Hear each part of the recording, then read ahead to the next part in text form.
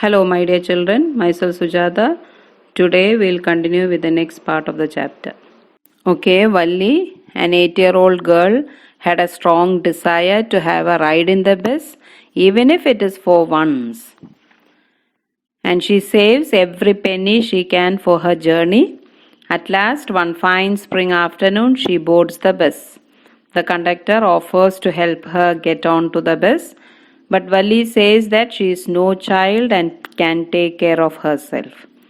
The bus starts and Valli enjoys all the sights she sees outside the bus. In order to have a good view, she stands up on her seat. An elderly woman calls out to her to sit down, but Valli doesn't like being advised. She says that she is no child and has paid a fare of 30 pice. In jest, the conductor starts referring to her as Madam. Okay, now let us continue reading the rest part of the chapter. Her first journey, what careful, painstaking, elaborate plans she had to make for it. She had thriftily saved whatever stray coins came her way, resisting every temptation to buy peppermints, toys, balloons, and the like, and finally she had saved a total of 60 pice. Thriftily means spent money very carefully.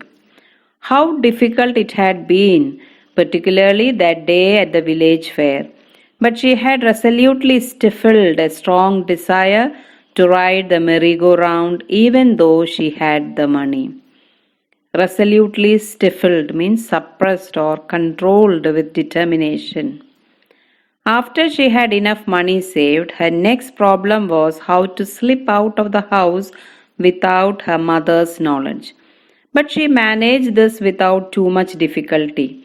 Every day after lunch, her mother would nap from about 1 to 4 or so. Valli always used these hours for her excursions as she stood looking from the doorway of her house or sometimes even ventured out into the village. Today, these same hours could be used for her first excursion outside the village. Ventured out means went cautiously, courageously. The bus rolled on now, cutting across a bare landscape, now rushing through a tiny hamlet or past an odd wayside shop. Sometimes the bus seemed on the point of gobbling up another vehicle that was coming towards them or a pedestrian crossing the road. But lo, somehow it passed on smoothly, leaving all obstacles safely behind. Trees came running towards them, but then stopped as the bus reached them and simply stood there helpless for a moment by the side of the road before rushing away in the other direction. Suddenly, Valli clapped her hands with glee. A young cow, tail high in the air, was running very fast, right in the middle of the road, right in front of the bus. The bus slowed to a crawl, and the driver sounded his horn loudly again and again. But the more he honked, the more frightened the animal became, and the faster it galloped, always right in front of the bus. Somehow this was very funny to Valli. She laughed and laughed until there were tears in her eyes. "Hey lady, haven't you laughed enough?" called the conductor. "Better save some for tomorrow." At last the cow moved off the road, and soon the bus came to a railroad crossing. A speck of a train could be seen in the distance, growing bigger and bigger as it drew near. Then it rushed past the crossing gate with a tremendous roar and rattle, shaking the bus. Then the bus went on and passed the train station. From there it traversed a busy, well-laid out shopping street and turning entered a wider thoroughfare. Thoroughfare means a busy public road. Such big, bright-looking shops, what glittering displays of clothes and other merchandise, such big crowds. Struck dumb with wonder, Valli gaped at everything. Then the bus stopped and everyone got off except Valli. "Hey, lady," said the conductor, "aren't you ready to get off?"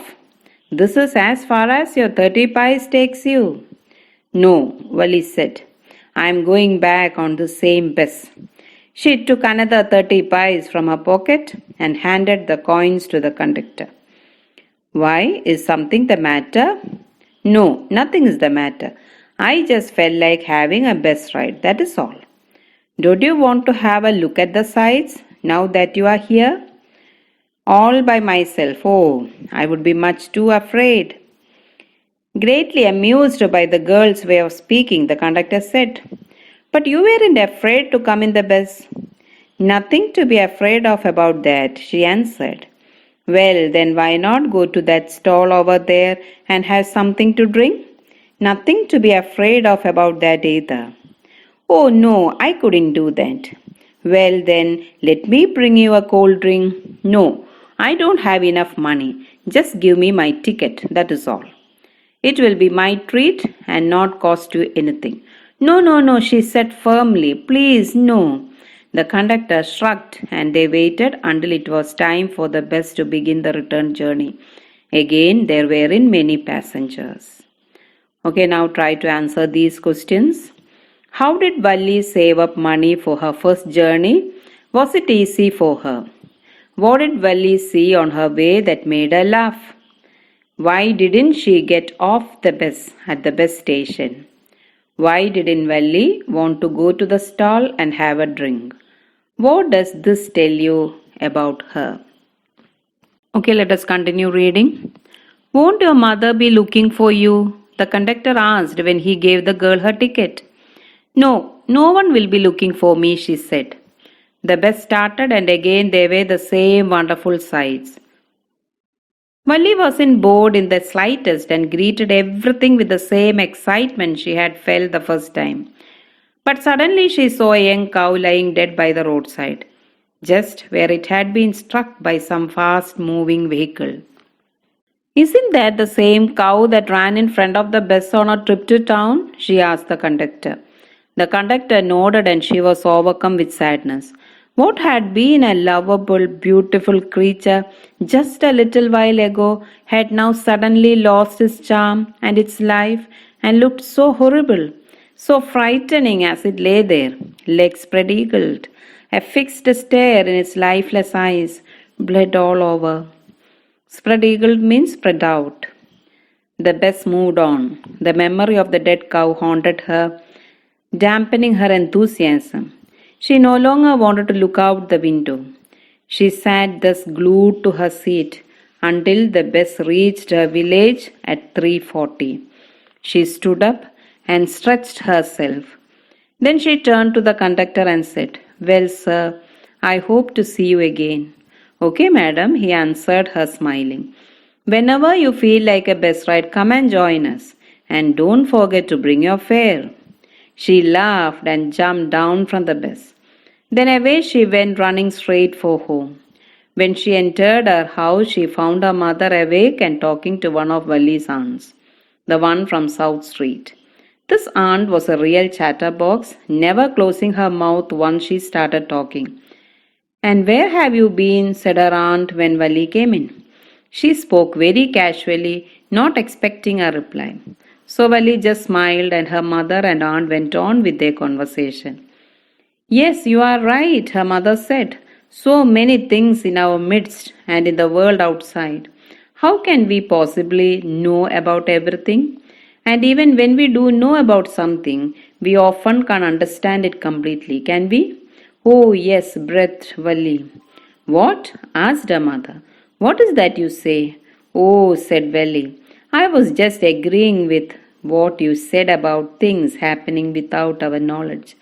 Just a chit of a girl she is, said her aunt, and yet look how she pokes her nose into a conversation, just as though she were a grown lady.